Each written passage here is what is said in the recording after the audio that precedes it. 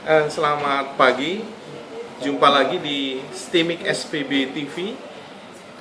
Pagi ini kita kedatangan tamu Bapak Tommy Bustami dan Bapak Awang.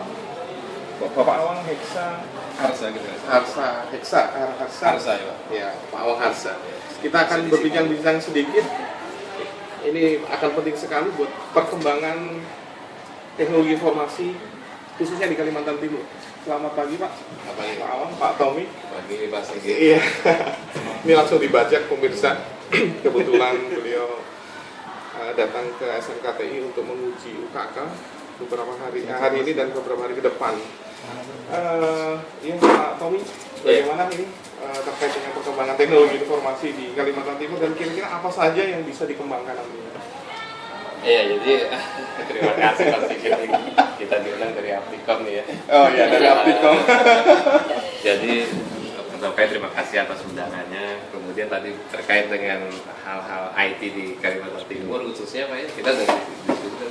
Jadi yang penting adalah kita IT itu bisa mengangkat potensi-potensi utama yang ada di Kalimantan Timur. Kita tahu Kalimantan Timur sekarang potensinya adalah masih sumber daya alam. Bagaimana teknologi informasi digunakan dalam perminyakan, pertambangan, batu bara dan sebagainya.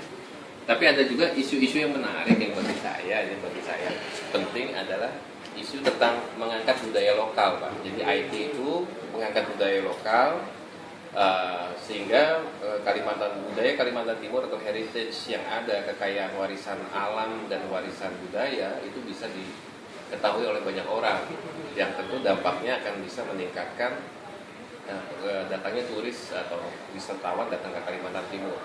Jadi sekarang juga sudah menjadi isu nasional bahwa mengangkat budaya lokal, kearifan budaya lokal itu sangat perlu diangkat.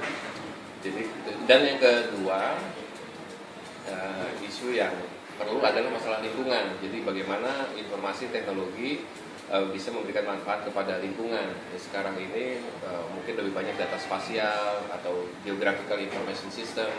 Bagaimana IT bisa memprediksi, menganalisis suatu wilayah, gitu ya, sehingga juga bisa membantu pemerintah dalam penentuan rencana tata ruang, tata wilayah ini Pak. Yang sekarang itu kami masih jadi ada kendala di situ kalau kita baca sampai sekarang belum sudah disetujui oleh DPR itu. Jadi ya bagi saya di samping potensi sumber daya alam yang ada, ya maka yang IT juga sangat berperan terhadap sumber daya yang sumber daya yang dapat diperbaharui Pak. Itu tadi ya, seperti tadi wisatawan itu kan tidak akan habis-habisnya kalau kekayaan budaya alam ya.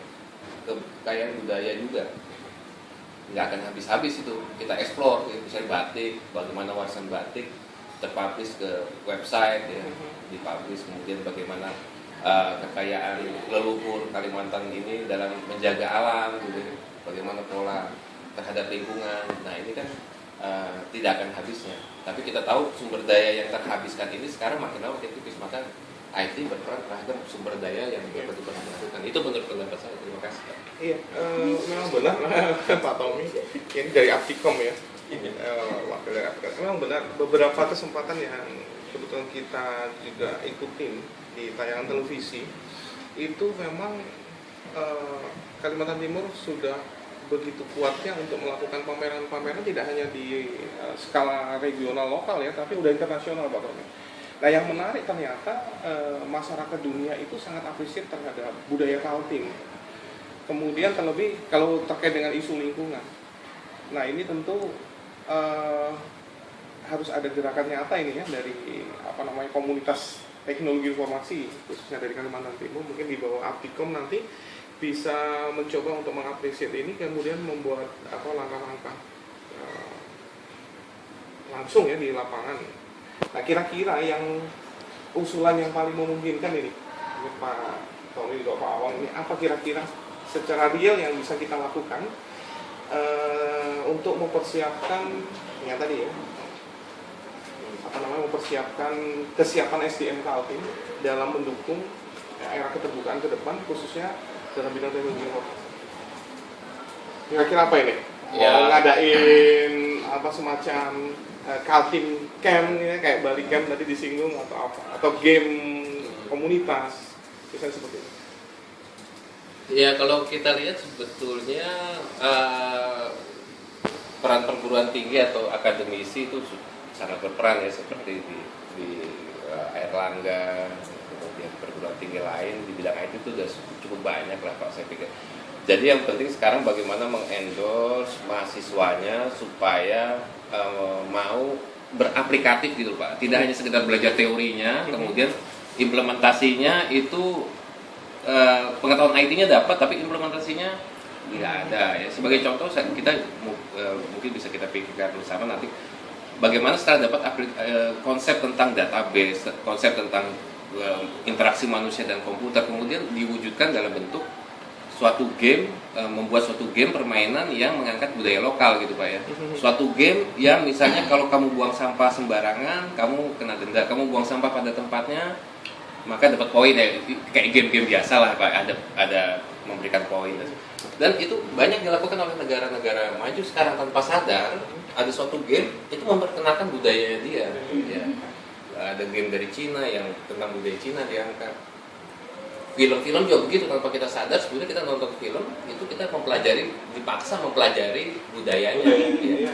Nah misalnya ada bikin game batik atau itu salah satu, jadi aplikasi yang ada di dunia akademisi harusnya kita upayakan gitu Pak ya, itu ada implementasinya, entah itu memperbanyak blogger tentang budaya Kaltim gitu. Saya rasa kalau kita searching Samarinda gitu, dengan kita searching Kalimantan Timur, dengan kita searching DKI di suatu search engine gitu, itu masih lebih banyak DKI Jakarta, lebih banyak DKI Jakarta, karena mungkin blognya para blogger, para orang yang mengupload informasi dari Kalimantan Timur itu masih kurang. Jadi mungkin perannya saya sih bagaimana supaya masyarakat secara umum ya itu sering-sering mengupload, bukan mendownload ya. Kebanyakan kita kan kerjanya download film, download informasi. Dan kebanyakan yang upload itu justru tamu-tamu dari luar ya, bukan masyarakat. kurang aware kan gitu. Yeah. Nah kita orang IT bagaimana supaya masyarakat kita tuh aware, mengupload informasi tentang Kaltim ya, secara khusus atau tentang Indonesia atau tentang Samarinda walaupun hanya mengupload Samarinda hari ini hujan deras, terdapat wisata banjir. Ya nggak apa-apa itu di-upload. Tapi kalau orang Google kan Google Samarinda apa-apa juga mungkin gitu ya. Kalau saya rasa berkaitan dengan tadi bagaimana ini kan ini ya saya rasa peran dunia pendidikan dulu lah ya. Yang masih LSM atau komunitas silakan nomor berikutnya.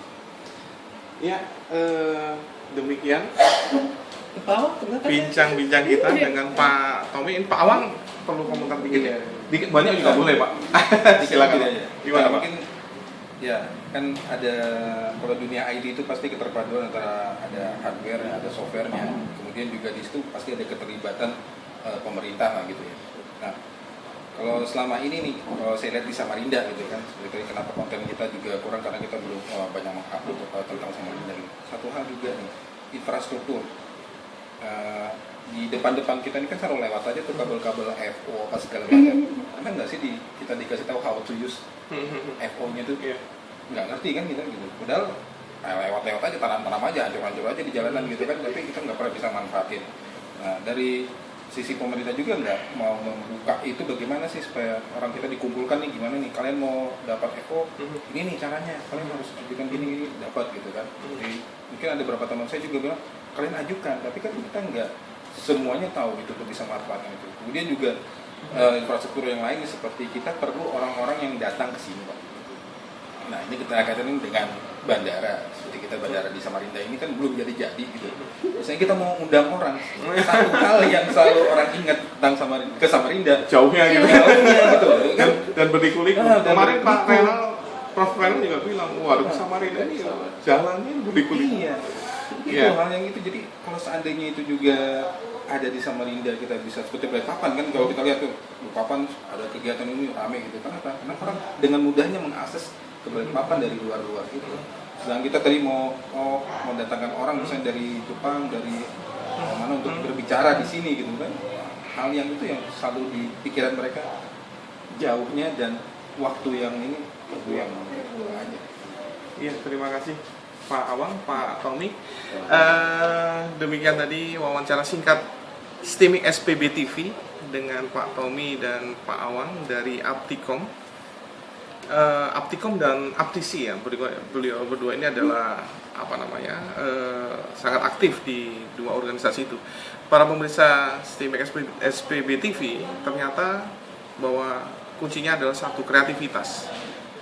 Tentu kita semua setuju ya, menuju Indonesia kreatif itu kuncinya.